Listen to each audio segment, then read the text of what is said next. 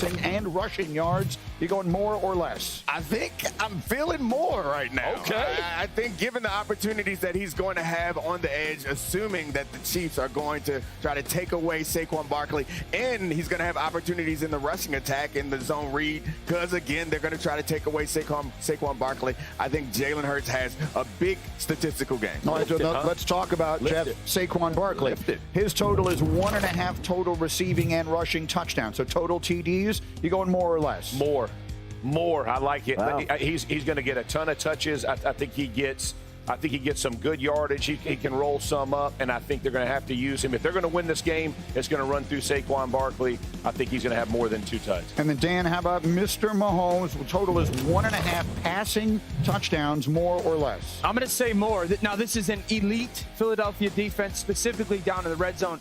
They're absolutely fantastic. Jordan Love was on with us on NFL Live yesterday and asked him about that Eagles defense. He said they're so good in the red zone with their sticky coverage. But this is Patrick Mahomes. And with the winner-go-home nature of this game, I think Patrick finds a way down in the red zone, one in rhythm and one without or off rhythm for their offense. So we've been telling you all morning long that there is a sneaky reason why Mahomes might have more success against this defense than you think. We were talking in our meeting this morning, and it's a player that most people probably aren't paying a whole lot of attention to because he wasn't there much of the year. Why is it so important? Yeah, Hollywood Brown. He has allowed us. He's come back to this offense and gotten back in the rhythm of this offense. It has placed everybody back in position. So you see a guy like Xavier Worthy, they're allowed to use him the way they wanted to, kind of the way they envision using him, whether it's a gadget play, explosive plays, rub plays, to use him yards after the catch, all the things they kind of wanted to get to. When Hollywood Brown came back, it allowed for Juju Smith-Schuster, for Kelsey, and we heard Dan talk about he has to have a vintage day. It will open all of those things up because of his presence. Yeah, I've really appreciated the way that Mahomes in the last couple games, particularly in the Bills game, they relied so much on the RPO, and it really puts a lot of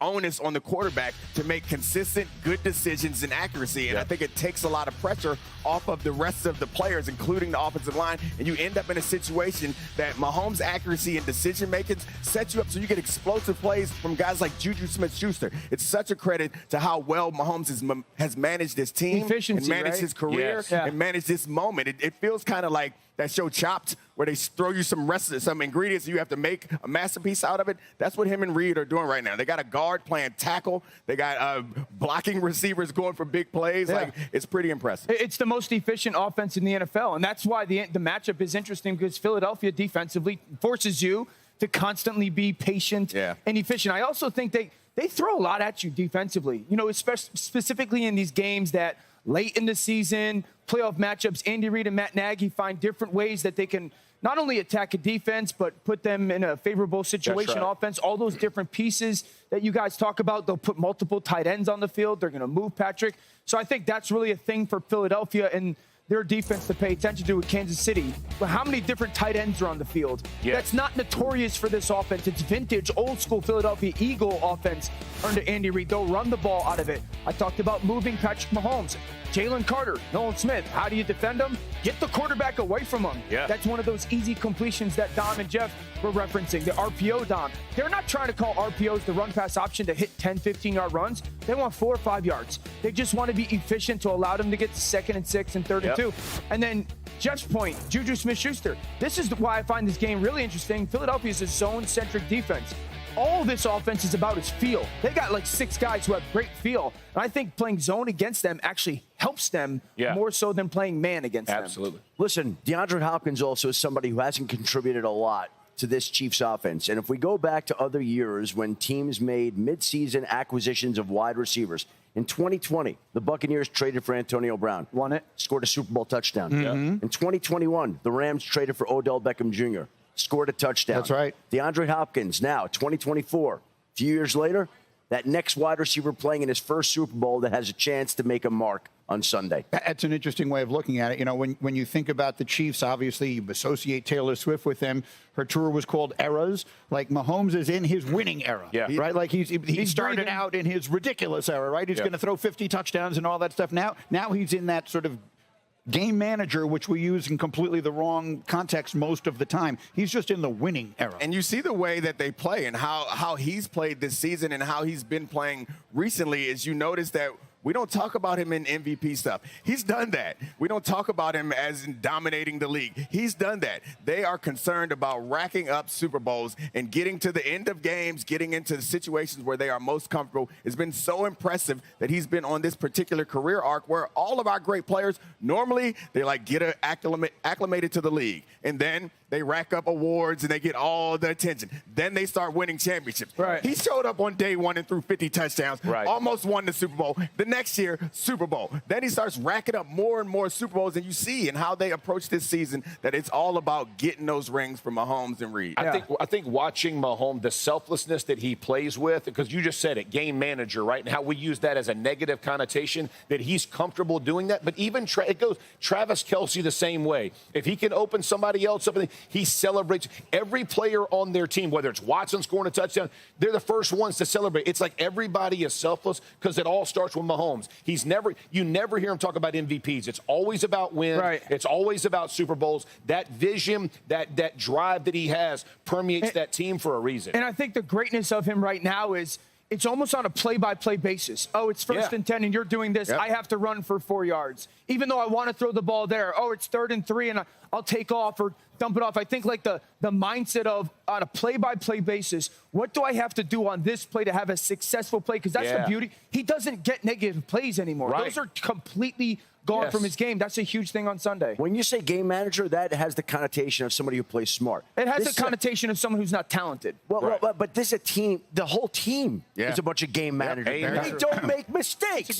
That's the whole thing. The whole One team. other huge storyline in this, Shefty, while we are talking about the big stars in the game, there may not be a player on the field better than Jalen Carter. What is he sick? Is there something going on with him? He was sick, but he was back to being a full participant in practice yesterday, and he is going to be out there. And I was told, to use that word, he's fine, not an issue. And again, the fact that he was upgraded from limited practice earlier in the week to full practice now tells you that he will be out there. Now, I can confirm, I did see him at the lunch the other day. Okay. I don't know, maybe it was food poisoning. I felt fine from what we ate, but I think Jalen Carter is all right.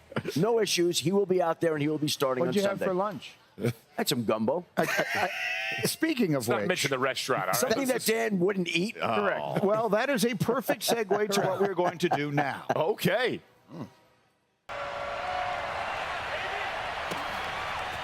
Bringing it out of his end zone, Isaiah. And all deep in his own territory. He coughs up the football. That's what it is, baby. That's And what he it will is. score. Touchdown, Washington.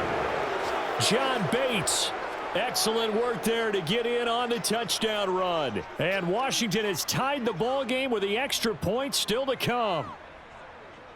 Now it's Hopkins to add the extra point.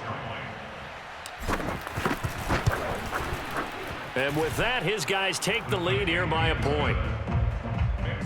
And they'll try again, 2nd and 10. They'll fake the handoff. Now Smith. And he's taken down. This will be a Brown sack. Okay, you know my bias is about to come out here. A lot of people think that the offense is just moving in the wrong direction. I'd say they're moving in the right direction because the defense is pushing them back. Former defensive guy. Now, as a quarterback, 3rd and long, you really got to rally the troops here, don't you? Yeah, you're doing a big way, and what else do you have to look out for? More pressure coming at you because it seems to be working pretty well. 3rd and long, it's Smith escaping the pressure right. Slings this deep. This is caught inside the 15. And he takes it in. Touchdown, Washington. Capital at FedEx Field in Landover, Maryland. They love their football in this part of the country, and this crowd is ready to go as their guys will match up with the Buffalo Bills.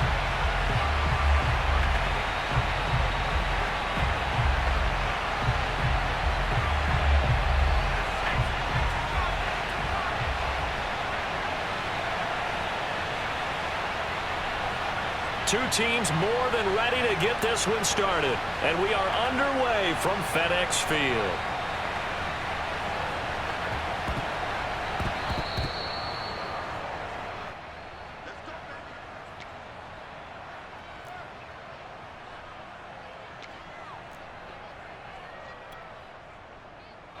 Ball up to the 35 now as they come up on 1st and 10.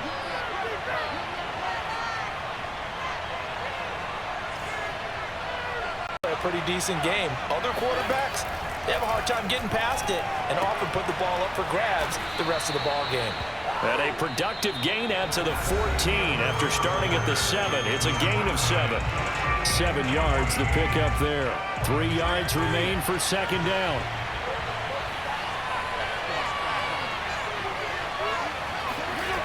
Fitzpatrick now. Slings this deep from McLaurin. It got his man complete.